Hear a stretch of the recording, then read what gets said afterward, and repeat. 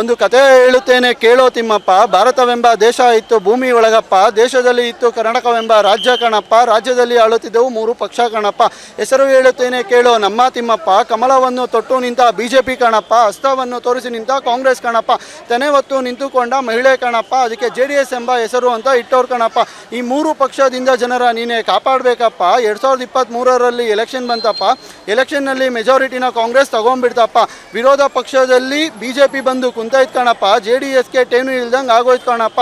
ಸಿದ್ದರಾಮಣ್ಣಂಗೂ DKಶಿಗೂ CM ಕುರ್ಚಿ ಬೇಕಪ್ಪ, ಇವರಿಬ್ರಲ್ಲೂ CM ವಾರು ನಡೀತು ಕಣಪ್ಪ. ಸಿದ್ದರಾಮಣ್ಣನ ಹೈಕಮಾಂಡು CM ಮಾಡೇ ಬಿಡ್ತಪ್ಪ, DCM ಅಂತ DKಶಿಗೆ ಹುದ್ದೆ ಕೊಟ್ರಪ್ಪ. ಬಿಜೆಪಿನೂ JDS ಮುಂಚೆ ಶತವೈರಿಗಳಪ್ಪ, ಆದರೆ ವಿಧಿ ಇಲ್ದಲೇ ಆಗೋರೆ ಮೈತ್ರಿ ನೋಡೋ ತಿಮ್ಮಪ್ಪ. ದೇವೇಗೌಡರ ಪ್ಲಾನು ಅಂದರೆ ಸುಮ್ಮನೆನೇನಪ್ಪ, ಇವ್ರು ಗೆಲ್ಲೋದು ಇವರ ಆಸ್ತಿ ಪಾಸ್ತಿಗೆ ಸುರಕ್ಷತೆಗಪ್ಪ. ಇದನ್ನು ತಿಳ್ಕೊಂಡ್ರು ನಮ್ಮ ಜನರು ಅವ್ರ ಹಿಂದೆ ಹೋಗ್ತಾರೆ ಕಣಪ್ಪ. ಗೆದ್ದ ನಾಯಕ ಹೆಂಡತಿ ಮಕ್ಕಳು ಬಿಟ್ಟಿಯಾಗಿ ದಸರಾ ಆನೆ ಅಂಬಾರಿನ ನೋಡ್ತಾ ನಿಂತ್ರಪ್ಪ, ಓಟು ಹಾಕಿ ಗೆಲ್ಸಿದ ಜನ ಟಿಕೆಟ್ ತೊಗೊಂಡು ಇವ್ರ ಹಿಂದೆ ನಿಂತರು ಕಾಣಪ್ಪ. ಇದನ್ನು ಅರ್ಥ ಮಾಡಿಕೊಂಡ್ರು ಜನರಿಗೆ ಬುದ್ಧಿ ಇಲ್ಲಪ್ಪ. ಹೆಂಗಸ್ರಿಗೆ ಮಾತ್ರ ಫ್ರೀ ಬಸ್ಸು ಮಾಡೇ ಬಿಟ್ರಪ್ಪ, ಗಂಡಸರು ಏನೋ ತಪ್ಪು ಮಾಡಿದ್ರು ನೀನೇ ಹೇಳೋ ತಿಮ್ಮಪ್ಪ. ರೈತರು ಸಾಲ ಮಾಡ್ತೀನಂತ ಹೇಳ್ತಾರೆ ಕಣಪ್ಪ, ಗೆದ್ದ ಮೇಲೆ ರೈತರ ಕಡೆ ನೋಡೋದಿಲ್ಲಪ್ಪ.